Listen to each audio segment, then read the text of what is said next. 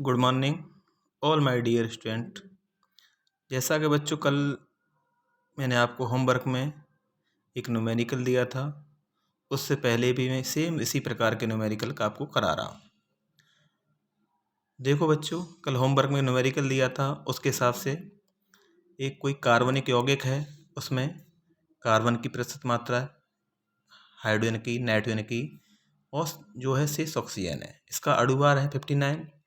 यौगिक में की यार जो यौगिक प्राप्त होगा उसकी क्रिया ब्रोमीन और कास्टिक पोटाश से कराते हैं तो अभिक्रिया में जो प्राप्त होता है उसमें अमोनिया जैसी गंध आती है। यह गैस नाइट्रस HNO2 से अभिक्रिया करने पर एल्कोहल तथा नाइट्रोजन गैस देती है। अभिक्रिया को समझाते हुए कार्बन यौगिक का संरचना सूत्र निर्धारित कीजिए। देखो बच्चों, इसमें सबसे पहले हम क्या करते हैं, एक सरल सूत्र बनाने के लिए एक सारणी का बनाते हैं। एक तरफ लिख लो तत्व, उसके परसेंट और आपेक्षिक संख्या और सरल सूत्र। सबसे पहले कार्बन लिखा, कार्बन की प्रतिशत 40.5 है और आपेक्षिक संख्या निकालते हैं तो एक सूत्र याद कर लो, आपेक्षिक संख्या बराबर यौगिक की यानी तत्व की प्रतिशत मात्रा, आपेक्षिक संख्या बराबर तत्व की प्रतिशत मात्रा अपॉन तत्व का परमाणु भार, तत्व की प्रतिशत मात्रा अपॉन तत्व का परमाणु भार। तो तत्व की मात्रा कितनी है 40 और परमाणु भार कार्बन कितना होता है 12। तो हमने हल किया 3.38 इसका आंसर आया। ऐसे ही हाइड्रोजन का निकाला, इसका परमाणु भार 1 होता है, इसका ये आया 8.53। नाइट्रोजन का निकाला, इसका 1.69 है, इसका परमाणु भार 14 होता है, यानी आपको पता ही होगा। आगे चलो, अब हमें ऑक्सीजन की निकालनी है। ऑक्सीजन की निकालने क्या करते हैं 100, यानी जितना भी 100 है, 100 में जितने भी प्रतिशत मात्रा यानी कार्बन की, हाइड्रोजन की, नाइट्रोजन की सबको माइनस कर दो तो किसके आती है ऑक्सीजन की। वही हमने किया तो कितनी आ गई ये 27.32%। इसको हमने इसकी आपेक्षिक संख्या ऑक्सीजन का इतना होता है 16, इसका इसमें डिवाइड किया तो 1.69 आया। अब आपेक्षिक संख्या सबसे कम जिसकी आपेक्षिक संख्या होती है उसका हम प्रत्येक में दे देते हैं भाग यानी डिवाइड। हर एक में दिया, पहले में दिया तो 2 आया, दूसरे का दिया 5, 1 1 1 इस तरह आया। अब आगे चलते हैं। अतः कार्बनिक यौगिक का सरल सूत्र। अब देखिए यहाँ पर कार्बन के कितने सरल सूत्र आए 2, हाइड्रोजन कितना आया 5, नाइट्रोजन कितना आया 1, ऑक्सीजन कितना आया 1। तो कार्बन कितने 2 C2, हाइड्रोजन कितना आया 5 C2H5NO यानी C2H5NO होगा। अब यौगिक का अणुभार जैसा कि सवाल में लिखा है देखो 59 होगा, तो 59 लिख लिया हमने। तो यौगिक का अणुभार बराबर होता है 59, तो small n is equal to अणुभार अपॉन सूत्रभार। सूत्रभार आपको निकालना आता होगा, अंदाज है, नहीं आता तो देख लो इधर मैंने किया है आपको। सूत्रभार में क्या करते हैं, देखो ये सूत्र था हमारे पास कार्बन का, ये क्या है परमाणु क्रमांक, ये है परमाणु भार, ऐसे ही हाइड्रोजन का, ऐसे ही नाइट्रोजन का, ऑक्सीजन का। तो यहाँ पर C2 तो कार्बन के 2 हैं, तो कार्बन का 12 into 2 1 into 5 14 and 16 equal to हल करके क्या आ गया 15। ऐसे करके सूत्रभार निकाल लेते हैं। तो सूत्रभार निकाल लिया, अब डिवाइड किया तो क्या आ गया 1। यहाँ तक कोई दिक्कत नहीं आनी चाहिए। आगे चलें। अतः कार्बन यौगिक का अर्ध सूत्र बराबर n इंटू सरल सूत्र, n का मान 1 है और सरल सूत्र कितना ये है। तो अगर किसी संख्या में एक का मल्टीप्लाई करें तो वही का वही मान आता है, यहाँ तक कोई दिक्कत नहीं है। आगे चलें। अगर हम इसी सूत्र को C2H5NO को अगर हम कोई यौगिक बनाएं तो बनता है एसीटेमाइड यानी CH3CONH2, यानी कार्बन के देखो 2 अणु हैं, यहाँ पर भी कार्बन के 2 हैं, H के 5 हैं, यहाँ भी 5 हैं, N का 1 है, ऑक्सीजन का 1 है। ये कौन सा यौगिक प्राप्त हो गया हमें, यौगिक A यानी CH3CONH2।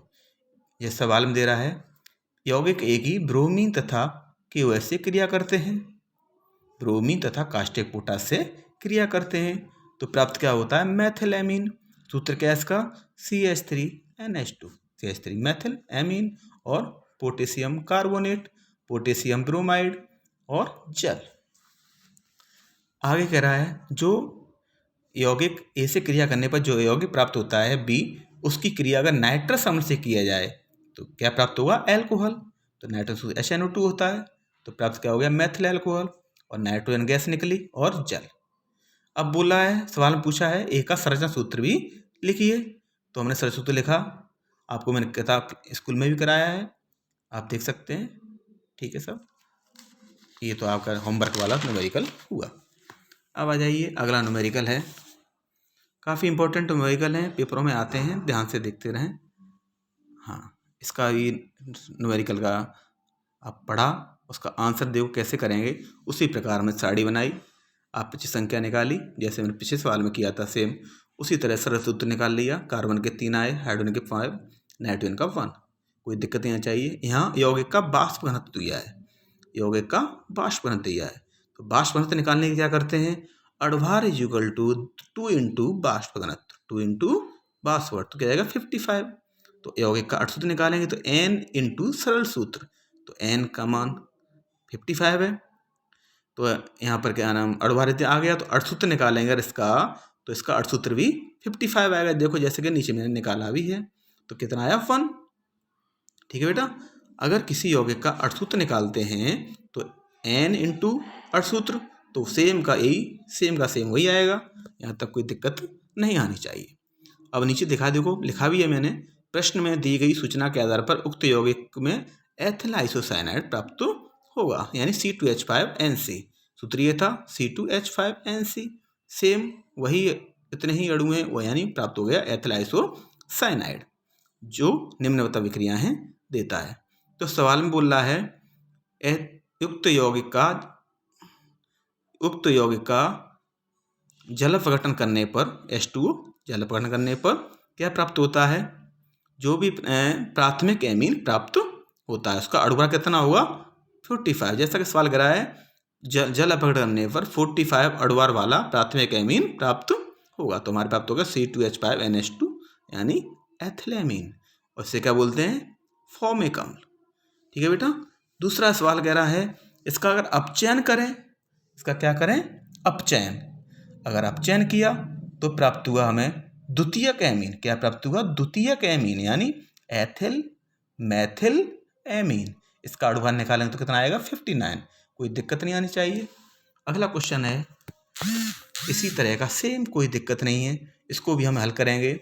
तो सबसे पहले ये कार्बन है, हाइड्रोजन है, नाइट्रोजन है, इसकी साड़ी बनाएंगे, तो जो यौगिक प्राप्त होगा उसको आएगा C4H11N, C4H11N।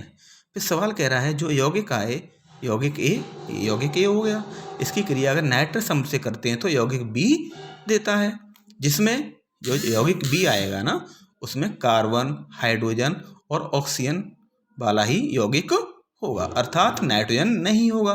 अतः यौगिक ए क्या है, कोई एमीन है जो नाइट्रस अम्ल से क्रिया करके एल्कोहल देता है। समझ आया ना।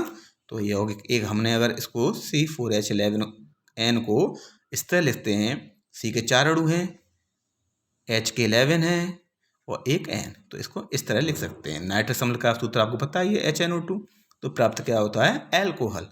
इस तरह लिखकर यानी प्राप्त हो गया आपका एल्कोहल बी। कोई दिक्कत यहाँ तक, आगे चलिए। इस यानी बाद में नाइट्रोजन गैस निकल गई और जल भी निकल गया। अब सवाल में ए और बोल रहा है कि ए और बी के समायवी संभव हैं, तो ए के संभव समायवी। अब बात आती है समायवी क्या होता है, आपने 11th क्लास में पढ़ा होगा। समायवी होते हैं वे यौगिक जिनके अणुसूत्र समान होते हैं लेकिन उनकी संरचनाओं में भिन्नता होती है, उन्हें बोलते हैं समायवी। तो समायवी क्या है, सेम उतने ही, यानी यही था, ये है, इसके अणुसूत्र तो सेम, यानी इसके जो कार्बन के हैं, हाइड्रोजन के हैं, नाइट्रोजन के हैं, जितने इसके कुल समूह हैं, कार्बन कितने थे बेटा 4, हाइड्रोजन कितने 11 और एक N था, उतने ही होंगे लेकिन उनकी संरचना में अलग अलग भिन्नता होगी। यही क्या है, समायविता। तो ए के संभव समायवी ये हैं और बी के संभव समायवी हैं बेटा ये वाले, देखो ये, ठीक है, तीनों। बी के संभव समायवी ये हो गए तीनों। अब आपको क्या करना है, इन ए और बी के संभव समायवी हैं उनको सबके IPC नाम लिखने हैं और ये साड़ी बनानी है। इस तरह आपके ये जो इस तरह के जो न्यूमेरिकल आते थे पेपरों में वो मैंने करा दिए हैं। आगे नए टॉपिक के साथ कल सुबह फिर मिलेंगे। धन्यवाद।